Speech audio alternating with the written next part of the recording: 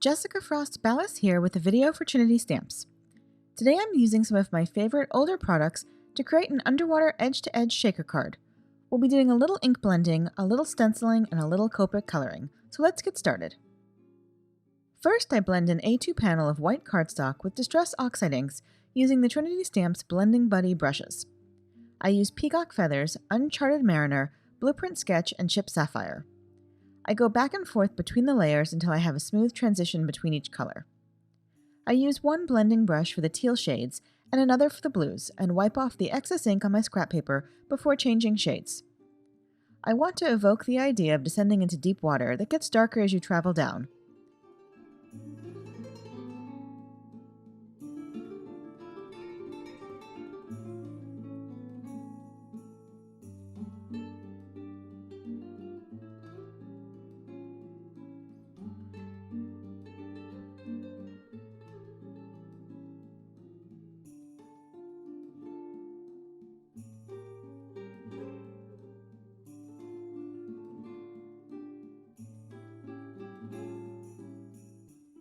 Once I finish blending, I use a heat gun to dry the ink. Once the ink is dry, I spritz it with a water bottle. I let the water soak into the paper for a few seconds and then blot off the excess with a paper towel. The droplets lighten the panel and look like bubbles. Next, I place the Sunray stencil layer from the Underwater Scene stencil set over the panel following the diagonal direction of my ink blending. Once I have the arrangement I like, I turn it over and temporarily tape the panel in place. To create my sun rays, I blend Salvage Patina Distress Oxide ink along the top of the stencil and then white pigment ink along the bottom. I use a heavier hand at the top of my panel and let the colors fade out along the bottom.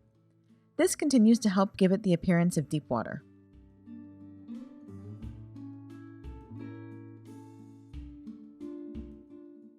I let the ink dry and then spritz it with water again.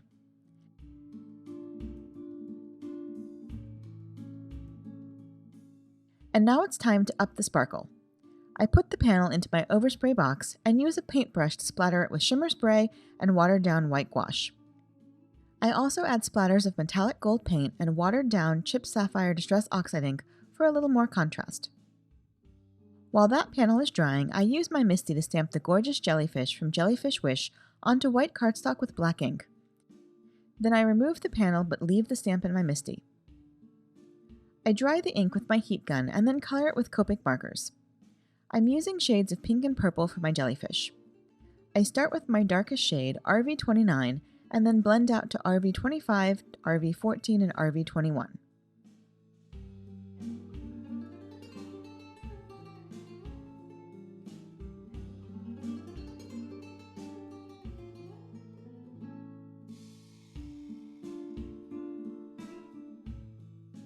I use V17, 15, and 12 for some of the tentacles, and the same pink shades for the others.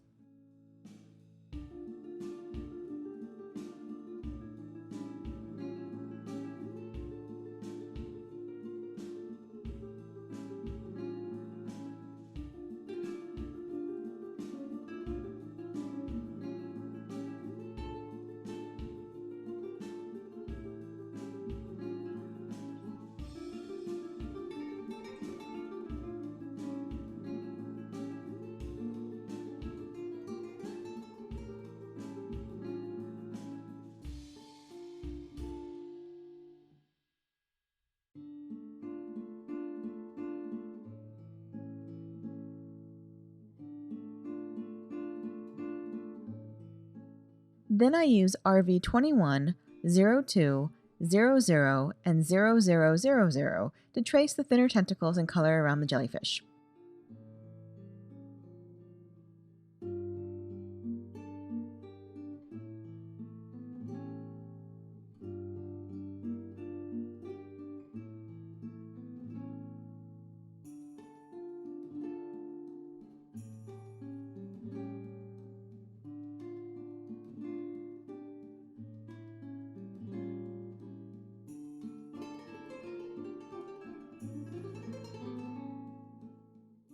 Once I'm done coloring, I place the panel back inside my MISTI and prep it with a powder tool. This time I ink the stamp with embossing ink and stamp it over the black ink lines. Then I emboss it with gold glitter embossing powder. This is one of my most favorite super sparkly powders. Once I finish heat embossing, I die cut it with the coordinating die. Then I place it on my panel as a reference and add the other solid jellyfish stamps around it.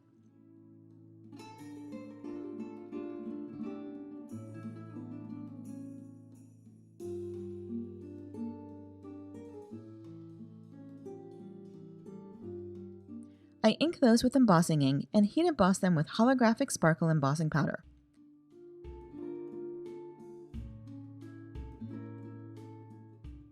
This gives them just the faintest sheen when you tilt the panel and it catches the light. For this card, I'm using the A2 flat acetate shaker pouches. I start by folding the edges of the pouch along the score line, and then I add double-sided adhesive along the inside of each folded edge.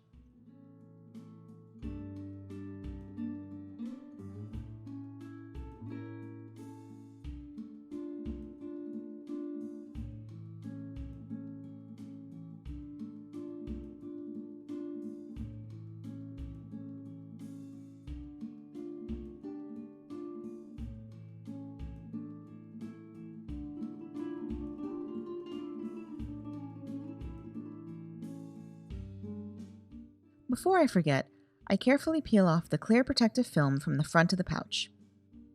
Then I remove the adhesive backing off 3 sides of the pouch.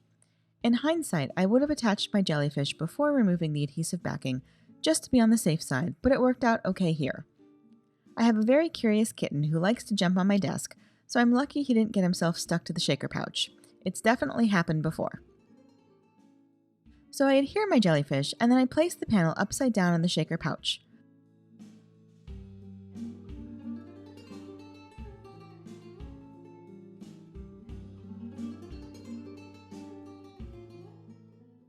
I fold over the 3 edges and seal them to the panel.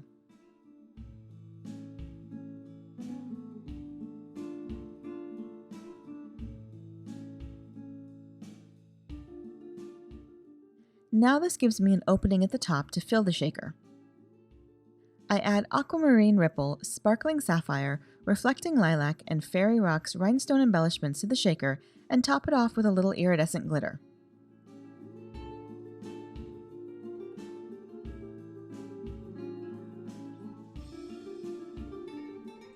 Once the shaker is filled, I turn the panel over, remove the adhesive backing from the last edge of my pouch, and fold it over to seal it to the panel. I could leave things here, but I decide that I want to make the shaker a little more of a surprise, so I add a front porthole panel to the card. First, I die cut the modern embossed window panel number 2 from white cardstock. Then I take a piece of white cardstock trimmed to 4 1/4 by 1 inch and score it lengthwise at 1/2 inch. I fold it along the score line and use my bone folder to crease the fold. This will become the hinge for my card front.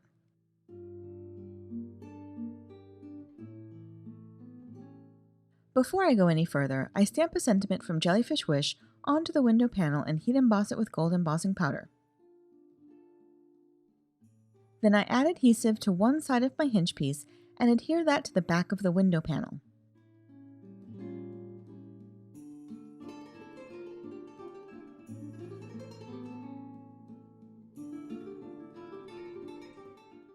Next, I add adhesive to a top folding card base.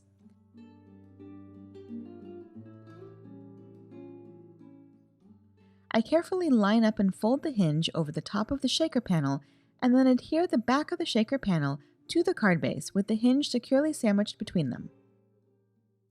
I love how that window gives you a little peek at the jellyfish and the sparkle, but you don't really get the full effect until you open the panel completely. And then you still have a full card base inside to write your message. And that's it! You can find more information on the products I used in the YouTube description below. I hope you enjoyed today's video, and if you did, I'd love for you to give it a thumbs up and leave a comment. Be sure to subscribe to the Trinity Stamps channel for even more crafty inspiration. Thanks so much for watching, and until next time, have a fantastic day and happy crafting. Bye!